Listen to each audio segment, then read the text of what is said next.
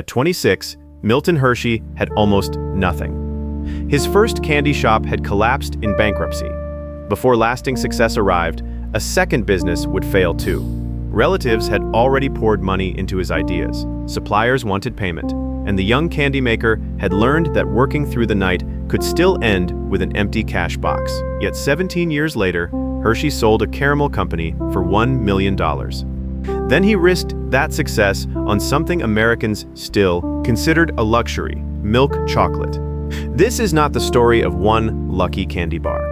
It is the story of a fired apprentice, two failed companies, a near miss with the Titanic, a town built around a factory, and a fortune given away before its owner died. How did a penniless candy maker turn failure into Hershey? Milton Snavely Hershey was born in 1857 near Derry Township, Pennsylvania.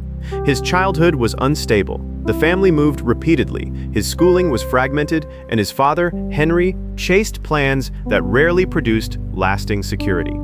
Milton received little formal education. At about 14, his father placed him with a German-language newspaper.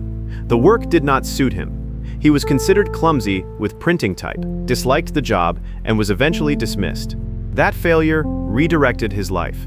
His mother found him an apprenticeship with Joseph Royer, a confectioner in Lancaster. Milton began with ordinary work, serving customers, delivering treats, washing equipment, and turning the heavy handle of an ice cream freezer.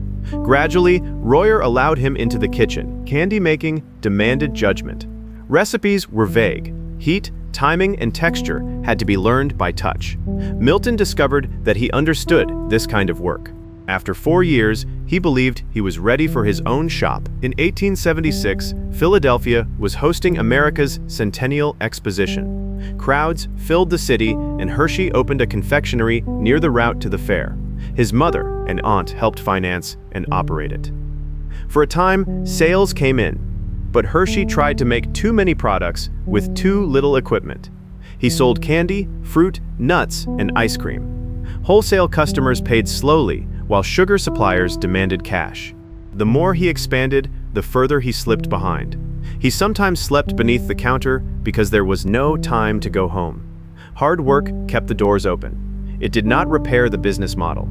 The failure taught him lessons that enthusiasm had hidden. A popular product could still destroy its owner if customers bought on credit while suppliers demanded cash. A wide product line could create activity without producing profit.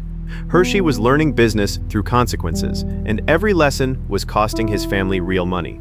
After 6 years, the shop collapsed in bankruptcy. Hershey followed his father to Denver, hoping for another beginning. The city was entering a depression, but a local confectioner taught him one crucial technique: using fresh milk to make caramel. Milton carried that knowledge east. He tried again in New York. The second venture showed promise, then developed the same deadly problem: too little cash to survive.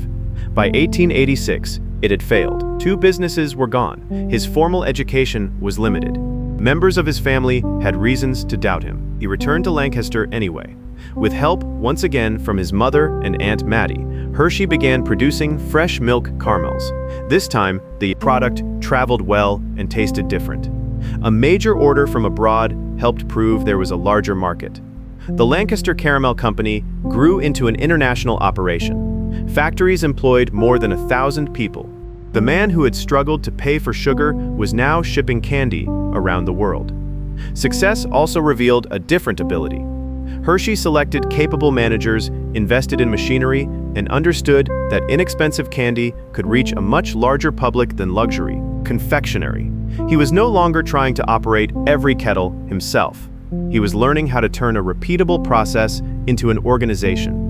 But the most important decision came after success. At the 1893 World's Columbian Exposition in Chicago, Hershey became fascinated by German chocolate-making machinery. He bought equipment and installed it beside his caramel operation. In 1894, he organized the Hershey Chocolate Company. Chocolate was still expensive. Producing stable milk chocolate at scale required difficult experiments with milk, sugar, and cacao. Hershey and his employees worked through repeated batches until they found a formula that could be manufactured affordably. The objective was not merely to imitate expensive European chocolate. Hershey wanted an ordinary worker to afford it. That required controlling the milk supply, reducing production costs, and making enormous quantities with consistent flavor. The technical problem and the business strategy were inseparable. In 1900, Hershey sold the Caramel Company for $1 million in cash. He kept the chocolate business and its machinery. This was the reversal at the center of his life. Caramel had made him rich, but he believed its popularity could fade. He put his attention and capital behind chocolate before the outcome was secure. The Hershey Milk Chocolate Bar appeared in 1900. A massive new factory was completed near his birthplace in 1905, surrounded by dairy farms that could supply fresh milk. Hershey did not stop at the factory gates. He developed housing, utilities, schools, transportation, and recreation around the plant. Workers gained facilities unusual for a small industrial town. The system was also paternalistic. One employer exercised enormous influence over work, housing, and community life. The company was never the work of one man. Family members financed early attempts. Managers organized expansion. Chemists refined products. Thousands of workers made, wrapped, shipped, and sold the chocolate. Hershey supplied the risk, direction, and name. His private life changed the meaning of the fortune. Milton married Catherine Sweeney, known as Kitty, in 1898. They could not have children. In 1909, they created the Hershey Industrial School to house and educate orphaned boys. 3 years later, Milton nearly disappeared from his own story. He had reserved passage on the Titanic.